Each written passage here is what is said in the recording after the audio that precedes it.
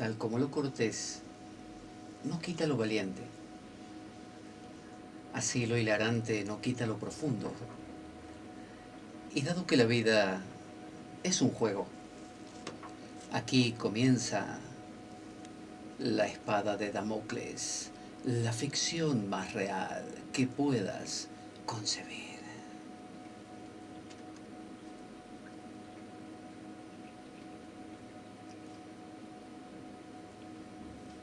La espada de Damocles es un programa que por mera falta de objetividad cree ser diferente. Personajes mitológicos salidos de los más profundos avernos. Leyendas escabrosas y sin sentido, curiosidades inquietantes e inútiles. Historias antiguas malversadas por nuestra incapacidad de entendimiento. Y cuentos. Cuentos carentes de profundo significado. También pretenderemos sin el menor éxito entender al ser humano en toda su dimensión. En suma, si quieres desperdiciar tu vida, aquí comienza la espada de Damocles, la ficción más real que puedas concebir.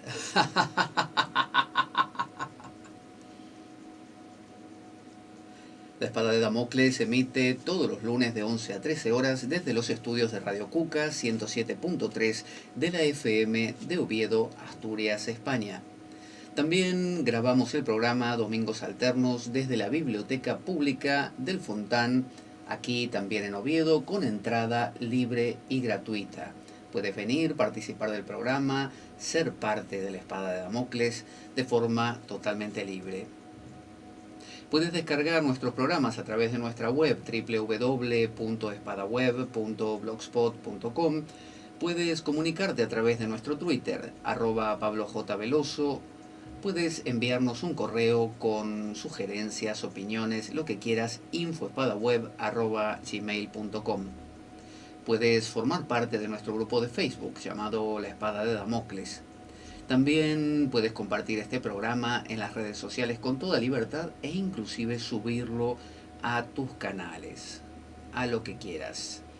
Recuerda también que nuestro programa no cuenta con un sustento económico externo, por lo que si aprecias nuestra labor, puedes contribuir a su existencia dejando una donación a través del enlace de PayPal adjunto al canal de nuestro programa en iBooks. Cualquier colaboración será bien recibida. Imagina que me invitas un café de vez en cuando, cada vez que quieras, a razón de, no sé, 1 euro, 2 euros, no hace falta más. Y con eso estarás apoyando a nuestra querida espada de Damocles. Muchas gracias por tu apoyo. Pero sobre todo, ¿sabes qué? Mira, no te lo puedes perder.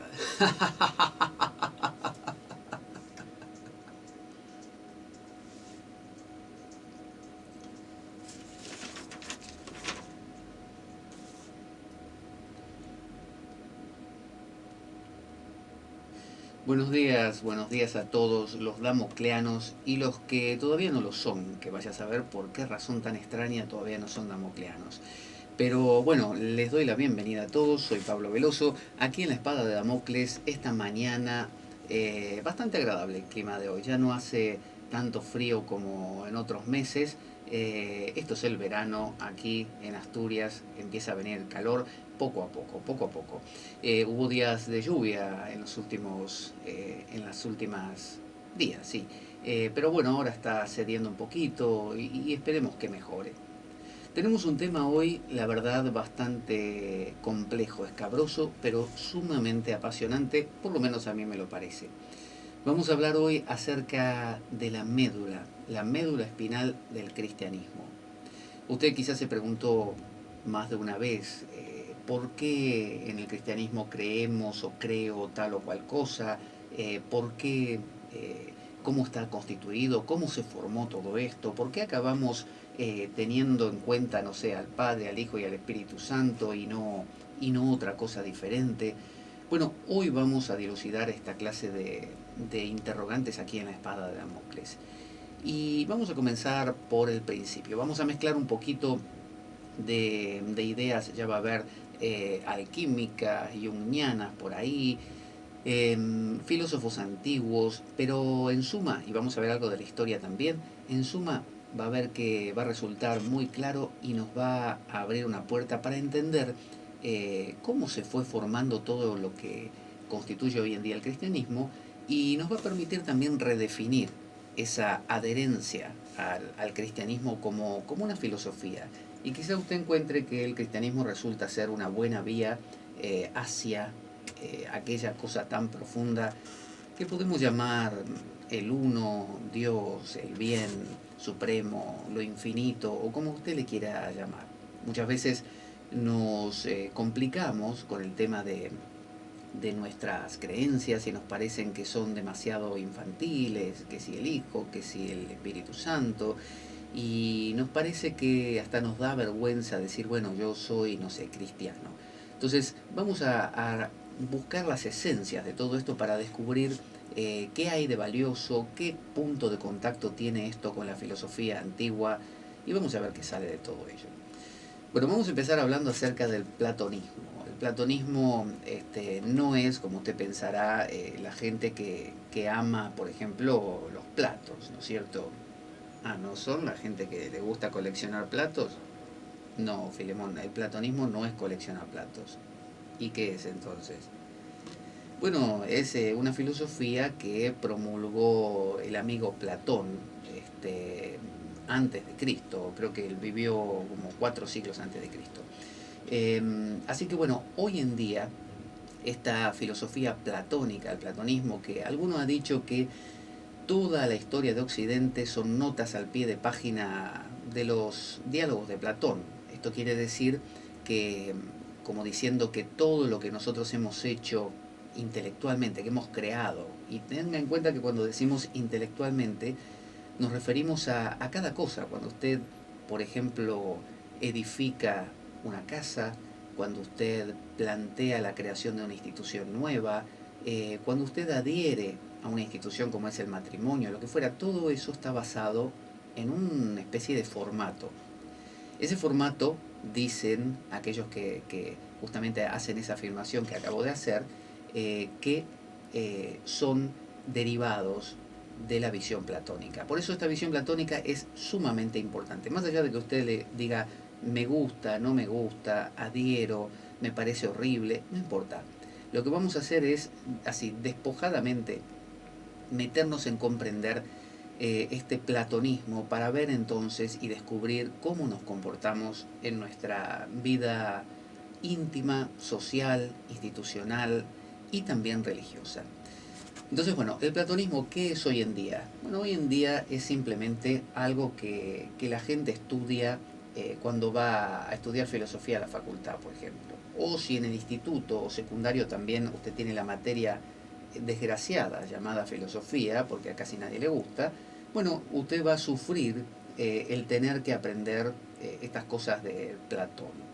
Y Platón tiene, usted sabe, o si no sabe le cuento, tiene diálogos. Él escribió en forma de diálogos porque era discípulo de Sócrates y Sócrates tenía un método demoledor llamado la mayéutica que consistía en una especie de hacer parir verdades al otro y la verdad básica que intentaba hacer parir Sócrates en los demás era que no sabemos un cuerno, no sabemos nada. Y decía Sócrates que él se había dado cuenta de que no sabíamos nada, y que él también, él tampoco, pero como sabía o se daba cuenta que los demás no, que creían saber, simplemente iba y les preguntaba cosas, ¿no? Cosas molestas, como por ejemplo, uno iba por la calle y venía Sócrates y decía, disculpame Pepe, sí, ¿qué pasa? Te quería preguntar algo, ¿te molesta? No, en absoluto, tengo unos momentos. Decime, Sócrates, eh, ¿qué pensás acerca de la vida? Bueno, la vida es algo apasionante, ¿viste? Es algo que uno vive momento a momento, que te sorprende, que te puedes encontrar a la vuelta de la esquina con tu media naranja y cosas así. Así. ¿Y cómo sabes que eso es así?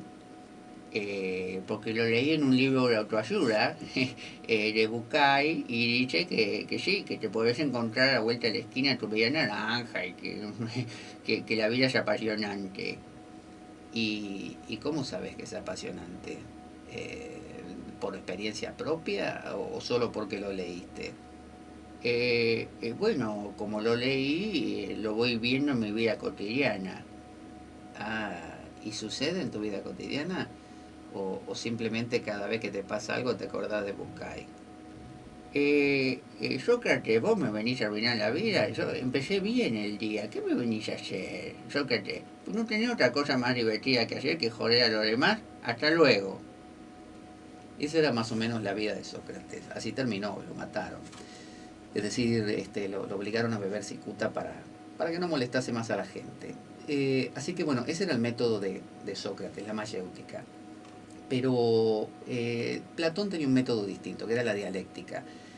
Distinto pero bastante parecido, que consistía en dialogar, dialogar. Entonces el tipo se ponía a hablar de un tema y, llegaba a conclusiones. A diferencia de Sócrates, que no llegaba a ninguna, básicamente, Platón arribaba a algunas conclusiones. A veces quedaba así trunco, pero la mayoría de las veces arribaba a conclusiones. Y no son conclusiones, si usted lee los diálogos platónicos, no son conclusiones así místicas que usted diría, este, por ejemplo, no entendí nada. Todo esto es para un estudiante de filosofía, la verdad no está a mi altura, en absoluto. Lo de Platón es muy accesible, habla de cosas normales, de cómo vivir mejor, de cómo estar bien, de cómo ser feliz. Bueno, cosas así que suenan también a muy autoayuda, pero él lo que hace es hacerlo a uno pensar. Entonces, hoy en día, estos estudios platónicos, ¿cómo se estudian en la universidad, por ejemplo, que es el lugar donde se suelen estudiar? Bueno, como un conocimiento muerto, no como una disciplina espiritual. Platón proponía un camino. Si uno piensa cuál es el sadhana, cuál es el camino, ¿no? La vía, sadhana en sánscrito significa esfuerzo. ¿Cuál es el esfuerzo, la disciplina que tiene Occidente? Bueno, básicamente es el platonismo, porque toda la cultura occidental, ya vamos a ver, se construyó sobre los cimientos del platonismo. Pero resulta que a veces solemos mirar hacia Oriente y otros lugares pensando que ahí están esos caminos, pero nosotros no tenemos ninguno. Y en realidad sí los tenemos. Así que el platonismo es un sadhana, es un camino. Platón en sus diálogos propone formas muy prácticas de vivir una vida equilibrada, lo que él llama una vida de filósofo, ¿no? Que no es, contrariamente justamente a lo que se piensa, el tipo que estudia filosofía. Eso no es un filósofo. En la facultad se enseña historia de la filosofía, que quiere decir que usted se aprende la vida de memoria, ¿no? La vida de todos los filósofos, los presocráticos, los postsocráticos, los modernos y cosas por el estilo. Entonces usted estudia Heidegger, estudia Sartre, estudia, qué sé yo, Nietzsche y todo eso. Y en realidad lo estudia para poder rendir un examen y decir, o enseñar después, y decir esto es lo que decía tal filósofo. Pero la filosofía originalmente no fue pensada como un estudio académico, sino que fue pensada como una práctica, como un ejercicio práctico, algo que uno podía hacer para alcanzar una cierta revelación, una cierta comprensión, una cierta paz interior. Entonces, la filosofía es meditación, contemplación, búsqueda de la verdad, pero no la verdad en el sentido así, como le digo, académico, de qué será la verdad para que yo después pueda explicársela a todos. No, es una especie de realización interior y personal. Bueno, hoy en día eso no ocurre. El platonismo se enseña hoy en las facultades como una simplemente doctrina antigua que promulgaba Platón y que uno puede aprendérsela y repetir todo lo que Platón decía y no decía y de esa manera aprobar exámenes o hacerle aprobar o desaprobar exámenes a otros. O dialogar, no sé, una tertulia televisiva, por ejemplo, pero no como una disciplina interior, que es lo que Jung intentó rescatar. En 1953, Jung, el psicólogo suizo, discípulo de Freud, ¿no? De Sigmund Freud, discípulo estrella, porque recuerda que Sigmund Freud era el creador del psicoanálisis, era judío y vivió en una época que era la época de la Segunda Guerra Mundial y todo esto. Y vivía en un mundo donde los nazis obviamente perseguían a los judíos. Por lo tanto, para poder difundir sus ideas, Freud necesitaba a alguien que sí tuviera como una especie de salvoconducto, que los nazis no le dijeran nada. Bueno, ese fue Jung, que era suizo y era, digamos, ario. Y de esa manera, no era judío, y de esa manera pudo enarbolar la bandera de las ideas freudianas, aunque lo que hizo fue apartarse muchísimo. Tomó la base, pero bueno, empezó a incursionar en todo esto oriental, en los mandalas, y finalmente Jung, después de dar una especie de vuelta muy grande, llegó a tocar la alquimia. Al tipo le gustó la alquimia. Y luego vamos a ver por qué la alquimia. Entonces escribió un libro que se llama Psicología y Alquimia, en 1953. El tipo dijo, voy a escribir un libro acerca de la alquimia y le voy a llamar Psicología y Alquimia. ¿Qué tal? Es un libro que, bueno, trata sobre el análisis de los sueños y otras cosas, donde Jung va viendo cómo muchas de las simbologías alquímicas aparecen en los sueños de las personas, aunque nunca hayan visto una imagen alquímica. Eso dice Jung.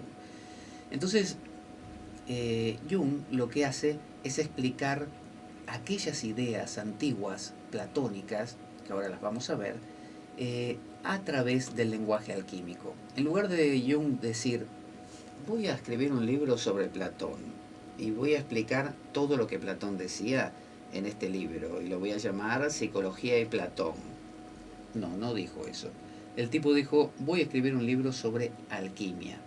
Entonces tomó la alquimia y medieval, la alquimia de los autores clásicos, y el hermetismo, que era la filosofía que acompañaba a la alquimia, que más o menos el hermetismo tuvo su auge en el siglo I, segundo, tercero y cuarto después de Cristo. Que alguna vez hablaremos del hermetismo explicándolo en detalle, pero quedémonos con que es una filosofía que sustenta, apoya a la alquimia, heredera de los antiguos filósofos.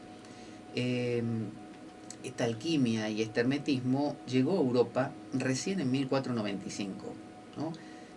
Usted piensa que en 1492 fue el descubrimiento de América, bueno, en 1495 fue el arribo de la alquimia a través de la caída del Imperio Romano de Oriente y la entrada a Occidente de muchos escritos platónicos de filósofos antiguos, y hubo en el Renacimiento, en el 480 italiano, que por eso fue un renacimiento, porque vino toda este nuevo aire de, del Oriente, vino un saber que, bueno, tenían recopilado los árabes, los judíos. Se acuerda que ahí en Alejandría y todos esos lugares había una mezcla de judíos, árabes, griegos, la herencia griega, egipcios también. Bueno, toda esa mezcla que dio lugar al hermetismo, entre otras cosas, y a la alquimia, entró en Europa. ¿Cuándo? En 1495.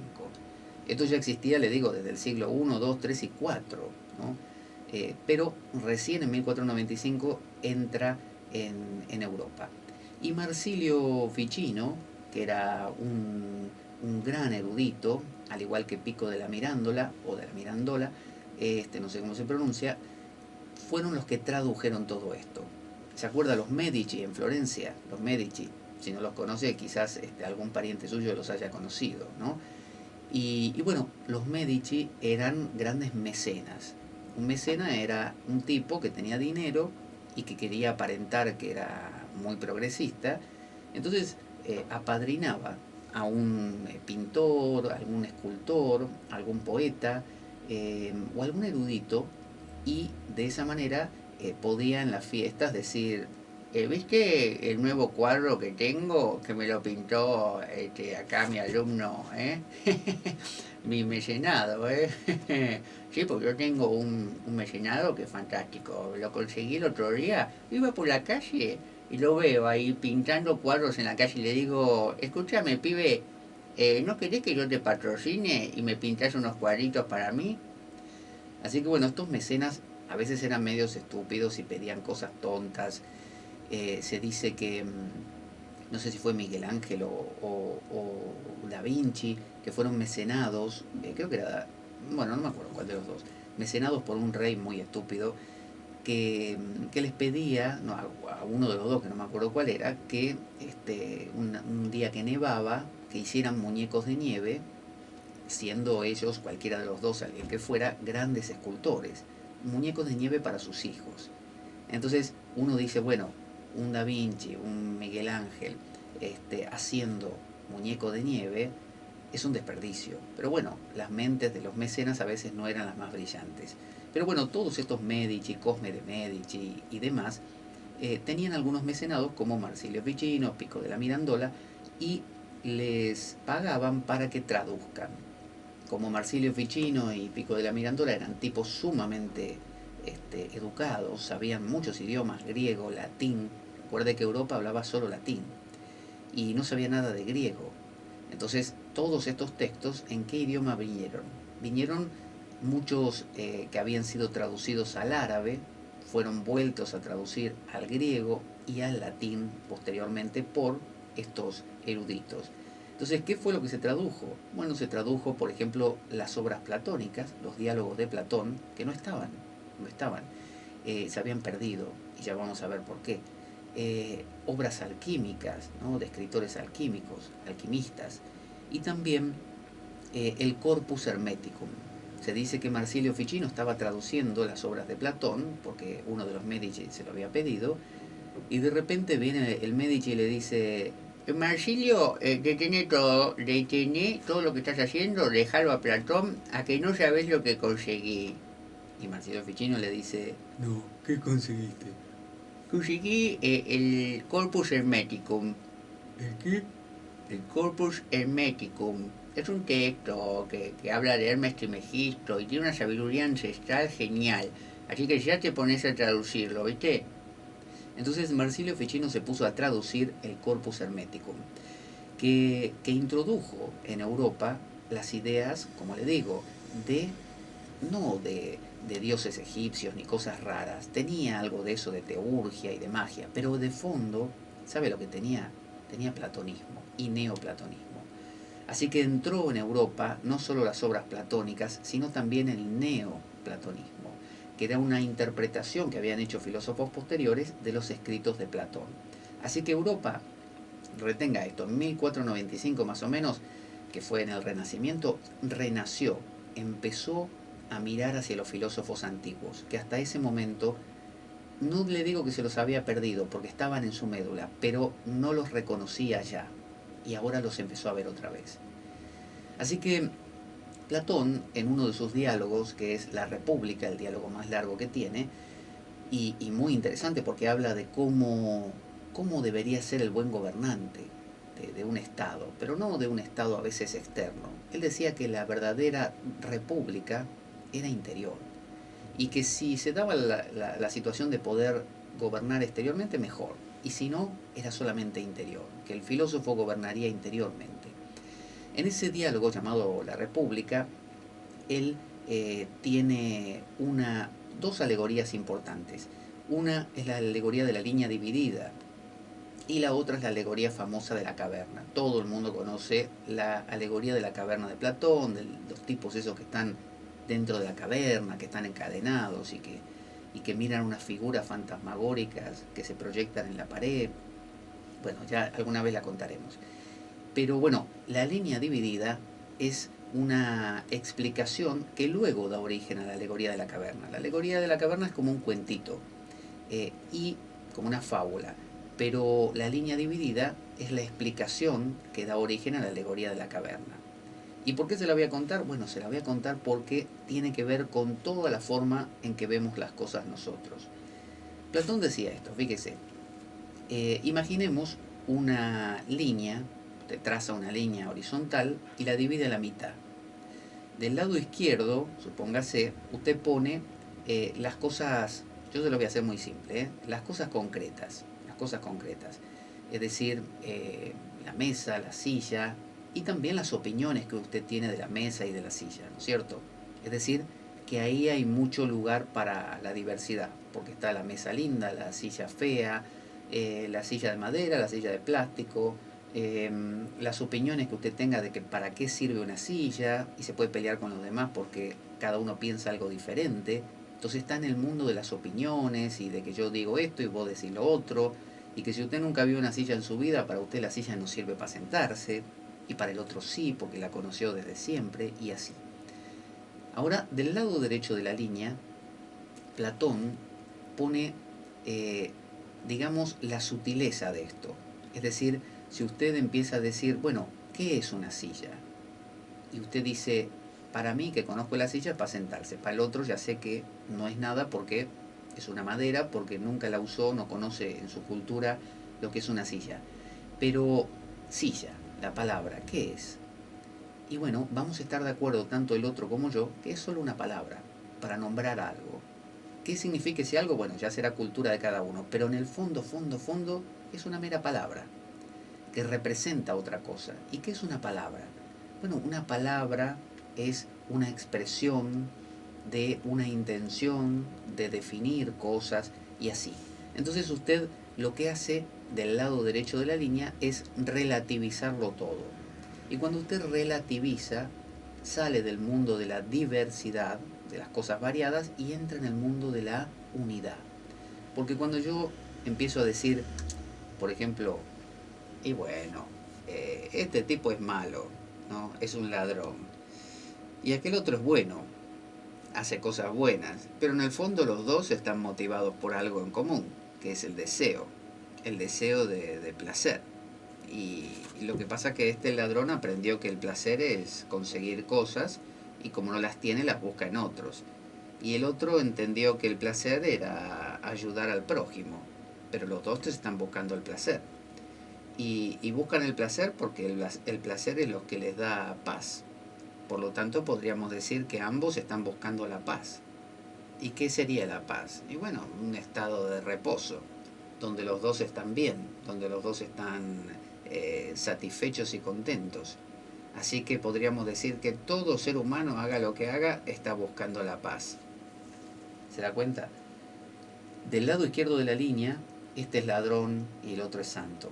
Del lado derecho de la línea, en el fondo los dos están buscando lo mismo.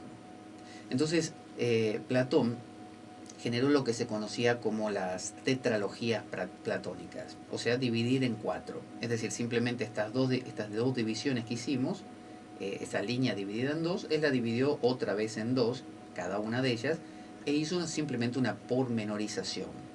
Entonces puso del lado izquierdo, como le digo, todas estas divisiones donde nos podemos matar entre nosotros, y del lado derecho las relativizaciones, ¿no? Lo más sutil. Esto sería como cuando los hindúes hacen sus chakras o representan sus chakras, los de abajo, los chakras más bajos, representan lo mío y lo tuyo, ¿no? Mis emociones, mis cosas, mis pasiones y tus pasiones, y son diferentes.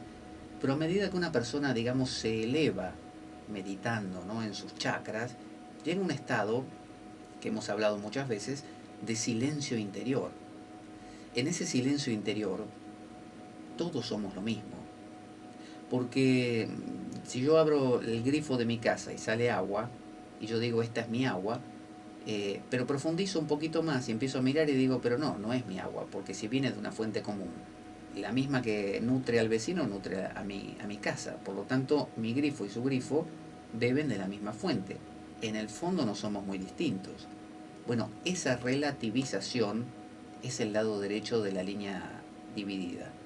Entonces, todo el intento platónico, esta línea dividida, él la explica en su libro sexto de la República. Si usted lo quiere leer, es muy entendible, muy accesible. El libro sexto de la República, él cuenta esta tetralogía, ¿no? Esta división en cuatro. Y habla como si fueran cuatro niveles, ¿no?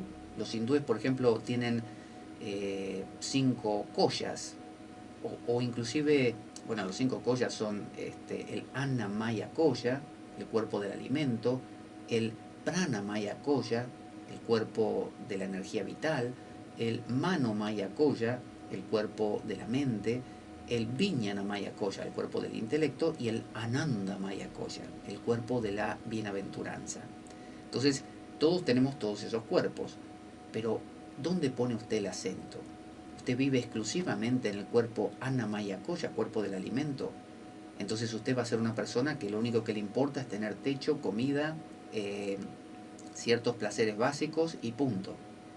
Y ahí va a ser muy diferente a otros que van a tener otros placeres y otras cosas. A usted le va a gustar tener un coche rojo, al otro le va a gustar tener un coche verde. Pero si usted obtiene un placer en otra cosa, por ejemplo en el mano maya koya, en el estudiar, bueno, entonces usted va a ser mucho más flexible, porque en la mente las cosas cambian más fácilmente, por lo tanto usted no va a ser tan rígido y no va a tener cosas tan concretas como un coche o una casa. Va a ser simplemente su conocimiento de geografía y matemáticas. Y la montaña es la montaña para todos, ¿no? Y el número 5 vale 5 para todos. Y después puede que usted apueste un poquito más alto y diga, bueno, yo apuesto el Vijnana Maya Koya, al cuerpo del intelecto.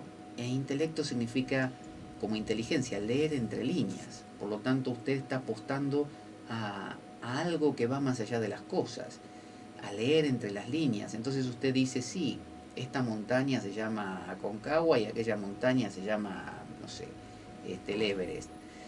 Pero en el fondo las dos son montañas. ¿Y qué es una montaña? Y bueno, una montaña es una elevación. ¿Qué es una elevación? Bueno, el nombre que le damos a algo que está más alto que otra cosa. ¿Y cómo sabemos que está más alto? Ese proceso, eso es el intelecto. El que tiene esa capacidad, que los antiguos le llamaban el nous, el intelecto, esa capacidad de desgranar las cosas y pegar como un salto a lo sublime, ¿no? Salirse de esto es esto y aquello es aquello. Este es el Everest y este es el Aconcagua. Como yo vivo en América, para mí el Aconcagua es mejor, y como yo vivo en Europa o en Asia, el Everest es mejor. Ese tipo de cosas ya no pasan cuando una persona entra en un mundo intelectual, pero no intelectual entendido como estudiar cosas, intelectual en el sentido de desgranar, ser capaz de mirar entre líneas y decir, este que me parece un maldito, Hitler por ejemplo, no difiere de mí, solo en grado. Él mata a un montón de gente, o mató a un montón de gente, yo mato a veces con la, eh, no sé, con la, ¿cómo se dice? Con el evitar, ¿no? Con el desdén, con el ignorar, con la ignorancia a algunos. Mato con la negación de cariño que puedo darle a otro. También hago lo mismo, solo que en diferente grado, ¿no? Él lo manifiesta en un grado muy concreto y material, matando gente, y yo puede que lo haga de una manera, no sé, más sutil, pero en el fondo, fondo, nos parecemos. Eso hace que yo relativice y no lo vea como un demonio y yo como un santo. Eso sería muy propio de la parte izquierda de la línea de Platón. Pero en la parte derecha usted empieza a vivir en un mundo donde las fronteras se disuelven, lo que llamamos el universo borroso, ya no el universo nítido, donde este me hizo tal cosa, por lo tanto es un maldito. Y yo no hago esas cosas, por lo tanto soy bueno. No, en un mundo intermedio, donde bueno, yo me parezco bastante más de lo que creo o de lo que creía a este. Por lo tanto, ya no lo voy a crucificar al otro. Si hace falta lo meto preso para que no siga matando gente, pero no lo voy a odiar, no lo voy a demonizar, porque me doy cuenta que cualquier juicio que emitimos es solamente, está basado en una opinión. Es el lado izquierdo de la línea. El lado derecho, me doy cuenta que al ser toda una opinión, ya no me puedo aferrar a eso. Entonces, subir por los distintos cuerpos que los hindúes dicen koyas, envolturas, o las tres shariras, linga sharira, sushuma sharira, karana sharira, que es lo mismo, cuerpo, sería cuerpo sutil, cuerpo burdo, cuerpo sutil y cuerpo causal. Son tres. O bien los tres guna, que son los tres atributos de la materia, que es la ignorancia, la pasión y la pureza. Y siempre hay un cuarto, el guna tita, es la persona que está más allá de esos tres estados, o en el OM, ¿se acuerda? ¿No? La A, la U y la M, pero hay un estado más, el cuarto le llaman, que es el estado sin estado, es estar más allá de todo. O en el Tricá, el saivismo de Cachemira, se habla del Anabopaya, que sería estar a la izquierda de la línea de Platón, donde uno dice esto es esto, aquello es aquello, y Jesús es Jesús, y Buda es Buda, y no se mezclan. ¿Cuál es mejor de los dos? No, justamente en el Shaktopaya, que es cuando se va un pasito más allá, ya uno empieza a darse cuenta que no era tanto de que el mío o el tuyo, y lo empieza a entender más relativamente. Y ni le hablo en el Shambhavopaya, que es cuando usted adquiere una comprensión mucho más profunda de las cosas. Entonces, Platón hablaba de que a la derecha de su línea, cuanto más a la derecha uno va y utiliza el logos, el intelecto, el nous, esa capacidad que tenemos de esto, de ir a las fuentes, de decir esto es bueno, aquello es malo, y decir, bueno, en realidad depende de dónde lo mire. Bueno, eso es llegar más cerca de lo que él llamaba las formas platónicas, es decir, él no lo llamaba platónico lo llamaron después, las formas originales, los arquetipos, como él decía. Eh, entonces el método que utilizaba Platón era la dialéctica, que era una técnica básicamente de abstracción o contemplación. Cuando usted se sienta en meditación y se va apaciguando, ¿no? Aquietando, ya sea con un mantra, ya sea con observar los pensamientos, ¿qué está haciendo? Está haciendo que todas las divisiones de su vida, bueno, malo, lindo, feo, grande, pequeño, desaparezcan. Y usted entra en un estado de unidad, donde como no hay un pensamiento ya discursivo completamente activo, sino que está bastante aquietado, no hay un tomar partido por esto o por aquello. De hecho, la meditación, en algunos tipos de meditación, se alienta a que uno no haga juicios, no diga, qué buen pensamiento que estoy teniendo ahora.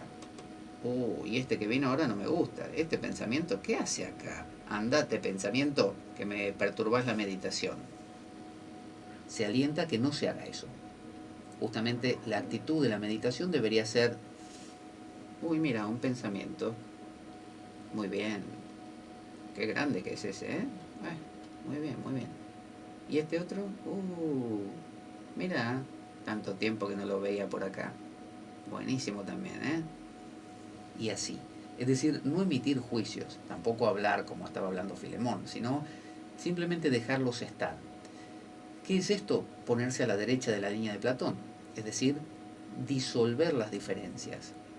Entonces, la técnica de Platón, la técnica, el sadhana, la práctica, consiste en el ejercicio dialéctico, es decir, a través de, por empezar a analizar lo que uno cree o piensa, ir desgranándolo hasta encontrar las esencias.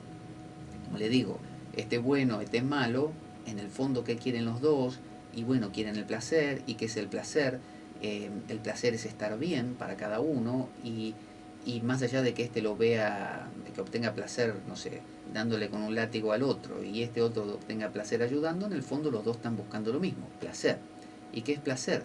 Es estar complacido, es estar tranquilo, es estar apaciguado, aquietar la nerviosidad, por así decirlo. Por lo tanto, la paz. Ambos buscan la paz. Entonces, ese buscar esos puntos en común es como la mirada que siempre decimos, sub specia eternitatis, mirar con la mirada de Dios, en lugar de sub specia temporis, mirar con la mirada del tiempo. Entonces, la técnica dialéctica de Platón consiste en eso, en ir desgranando las cosas hasta llegar a un estado de contemplación, que es lo mismo que decir que me siento en meditación y voy observando lo que aparece en mi mente y voy descubriendo, como hablamos en otro programa, tangentes diferentes. Aprovecho para decir que tanto aquel programa de las tangentes como este que estamos haciendo ahora es una explicación de una conferencia a su vez de Pierre Grimes se escribe, Pierre Grimes, que lo pueden encontrar en YouTube si quieren. Obviamente está toda en inglés, pero bueno, es esta misma explicación, yo la estoy ampliando un poco, pero es básicamente eso. Eh, entonces, si yo me siento en meditación y me apaciguo hasta el punto de, como dice el Salmo, aquíétate y sabe que soy Dios, bueno, lo que estoy haciendo es estar a la derecha de la línea de Platón. Estoy contemplando. ¿Qué contemplo? Dirá un cristiano, a Dios. Y Dios se supone que es el bien absoluto, ¿no? El uno, ¿no? El único, el trascendente, lo mismo que Platón llamaba el uno, el bien, la belleza. ¿no? La justicia, la verdad. Bueno, eso mismo, cuando Platón habla de contemplar esas formas, ¿no? Arquetípicas, originales, ¿no? Está diciendo lo mismo que un cristiano sentado en meditación. Y no se queda ahí Platón, sino que luego vuelve en el proceso dialéctico a particularizar todo esto, o sea, vuelve a decir, bueno, dice por ejemplo así, a ver que lo diga Filemón. Bueno, aunque todo es uno y el ladrón y el santo en el fondo buscan la paz, también es verdad que el ladrón es ladrón y el santo es santo. Por lo tanto, al ladrón habría que mantenerlo a raya y al santo habría que ayudarlo a que no lo maten. Es decir, el proceso dialéctico es un proceso de abstraerse para luego volver a expresarse. Es decir, no es un proceso de me voy a lo universal y desaparezco de esta vida y vivo flotando en una nube, sino que me voy pero regreso.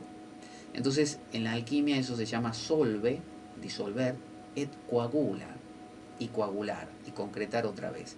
Entonces, no se trata de que me siento a meditar, entro en silencio y desaparezco del mundo, sino que regreso, vuelvo otra vez al mundo de las cosas, ¿no? La parte izquierda de la línea de Platón, la de las definiciones y opiniones, no es descartable.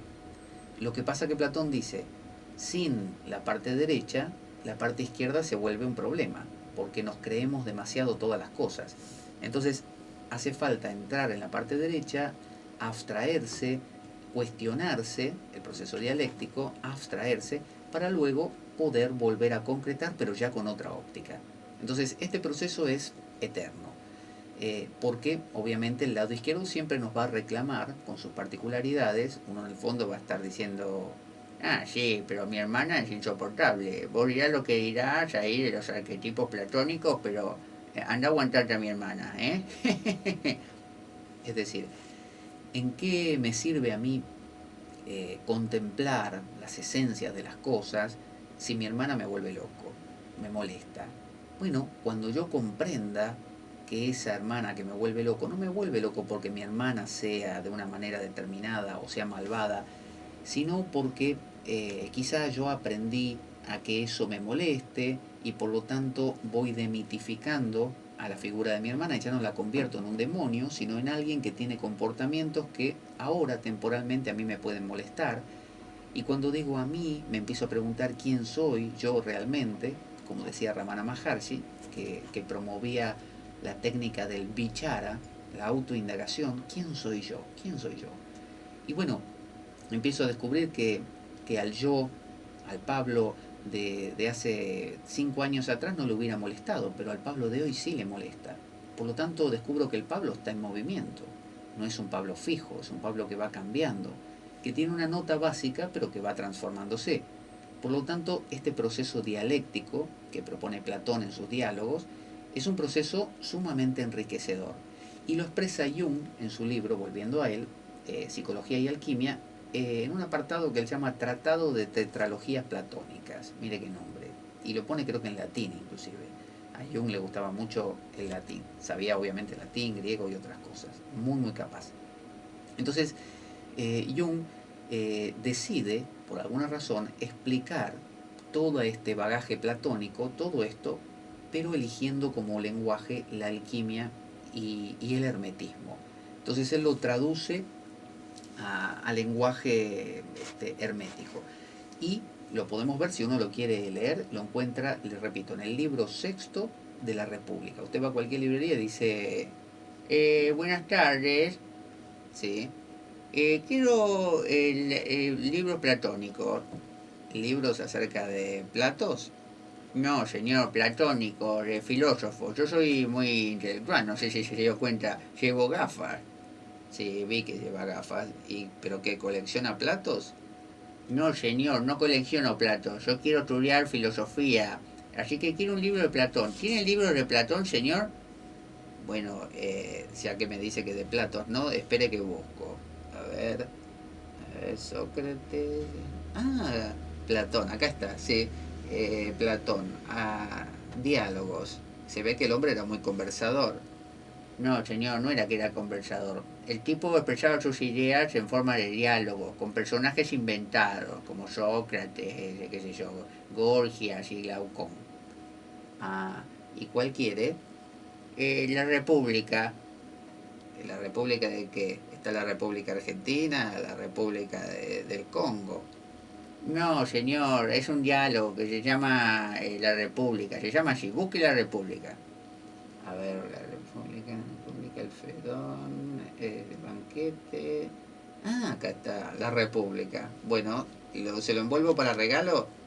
No, démelo, me lo llevo en la mano, gracias.